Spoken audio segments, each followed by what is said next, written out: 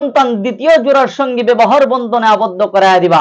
এমনকি একটা ছেলে সন্তান একটা মেয়ে সন্তান এক জোড়ার মধ্যে দিতেন, যেমন সন্তান আসতেন তাদেরকে প্রথমবারের সঙ্গে দ্বিতীয়বারের বিবাহ বন্ধনে আবদ্ধ করায় দিতেন।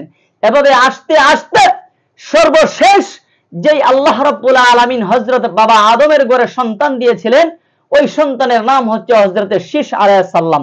কিন্তু আল্লাহ পাক রব্বুল আলামিন শীসের সঙ্গে কোনো জোড়া দেন নাই। তো হযরত বাবা আদম আলাইহিস সালাম ভাবতে লাগলেন, আহারে আমার সন্তান শীস আলাইহিস সালাম দুনিয়ার জমিনে আসছে, তার সঙ্গে আল্লাহ কোনো জোড়া দেন নাই, সুতরাং আমি ওই শীসকে কার সঙ্গে বিবাহের বন্ধনে আবদ্ধ দিব?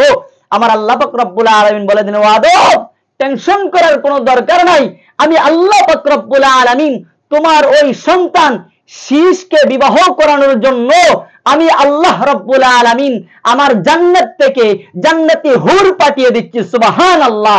তুমি